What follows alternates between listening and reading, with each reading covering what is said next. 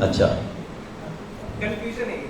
हाँ बताइए। जैसे भगवान में यहाँ पे पता करें तो ऐसा लग रहा है कि विष्णु जी ही जैसे भगवान है और बाद बाकी सारे देवता होते हैं। ठीक है। लेकिन जितना मेरे को समझ में पढ़ते हुए आया वो भगवान जैसे तीन बोलते हैं, ब्रह्मा विष्णु महेश। महेश जी। तो फिर और दो का वर्णन क्यों नहीं है? और अगर देवता बोलते हैं तो शिव जी को भगवान बोलते हैं, लेकिन शिव जी को देवों का देव क्यों बोलते हैं? महादेव। ठीक है। देव और भगवान, इसमें कैसे समझें इसको? देखो, देवता जो है ना, जैसे हम कोई फैक्ट्री चलाते हैं, बहुत बड़ी फैक्ट्री है, बहुत बड़ा ऑर्गेनाइजेशन है, तो उसमें कुछ हम इंचार्ज बनाते हैं हर सेक्टर्स के, है ना?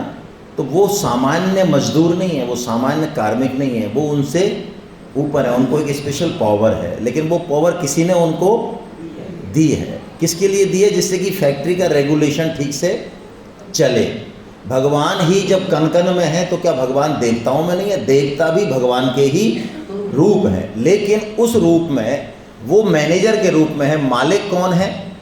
भगवान है। देव पूजन, कल हमारी बात आई थी, हम इस तथ्य को न समझ के, भगवान को मूल न जान के, देवता चूंकि हमारी कामना पूर्ति कर रहा है, हम उसको ही सर्वे सर्वा मांग लें और फिर देव पूजन करें, इससे हमारा पतन होगा। बाकी तो पत्थर को पूजने से भी हमें भगवान मिल जाएगा। देवता तो बहुत ऊंची बात है, देवता तो बहुत ऊंची बात है, उनके पास तो स्पेशल पावर है। इस सृष्टि को नियंत्रित करने के लिए भगवान ने विभिन्न तरह के देवी देवता बनाए हैं। हमें उनके प्रति ग्रेटिट्यूड दिखाना चाहिए, थैंकफुल रहना चाहिए, लेकिन वो अल्टीमेट अथॉरिटी नहीं है।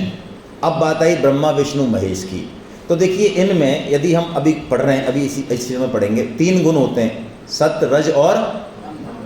तो सात्विक गुण जो है, जो पूरा है, या कहते हैं सात्विक गुण से भी ऊपर, वो तो परमेश्वर है। वो परमेश्वर जैसे 24 कैरेट गोल्ड हो, उससे हमको गहना नहीं बनता। प्योर गोल्ड का गहना बनाने के लिए क्या करना पड़ेगा? मिलावट करनी पड़ेगी, चाहे आप 0.1% ही करो। ऐसे ही वो त्रिगुणातीत जो भगवान है ना, वो ना तो हमारी पकड़ में आएंगे, ना दिखेंगे, ना कुछ कर सकते हैं वो। तो वो सृष्टि में आने के लिए क्या करते हैं? कुछ मिलावट करते हैं। तो सतोगुण की मिलावट वाले तो क्या है? विष्णु है, भगवान विष्णु। और जब और नीचे आए रजोगुण में, क्योंकि रजोगुण का मतलब है एक्शन, वेग, काम करना, सृष्टि को बनाना है, तो वो कौन से स्वरूप हुए? ब्रह्मा। अब सृष्टि बन गई, पैदा भी हो गई, तो अब इसको नष्ट भी करना है, तो ये कौन है? ये भगवान शिव है। ये तीनों तत्व रूप से एक ही हैं, काम से भिन्न भिन्न है। समझ लें आप। आपका नाम क्या है? अंकित पोखरना। अब मैं अंकित के, देखिए, आप सबको 4 रूप बताता हूँ, आप ठीक से सुनना और जवाब अंकित देगा। अंकित एक तो अभी बिल्कुल भक्ति भाव से जो है गीता सेमिनार में बैठा है, ठीक है। एक अंकित जो है सुबह सुबह जॉगिंग पहन के और बिल्कुल बढ़िया हाई फाई बन के, मॉडर्न बन के, और सर्किल में जो है दौड़ लगा रहा है। एक अंकित अपने कंपनी में काम कर रहा है, और एक अंकित जब घर आता है तो अपने बेटे को अपनी पीठ पे बिठा के और जो है घुटना चल रहा है, जिससे इसका बेटा खुश हो जाए। इसकी पीठ पे बैठा है कि पापा जी घोड़ी बनो आज तो ये घोड़ा बन जाता है। अब मैं पूछ रहा हूँ, आप 4 में से असली वाले अंकित कौन से हो? हैं? मेरे तो समझ में नहीं आ रहा। एक ही है। एक ही है ना?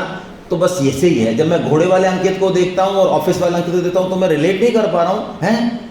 ये घोड़े वाला वही है जो ऑफिस में 50 लोगों को कमांड कर रहा है, वही है। हाँ वही है भाई। अरे मुझे समझ नहीं आ रहा।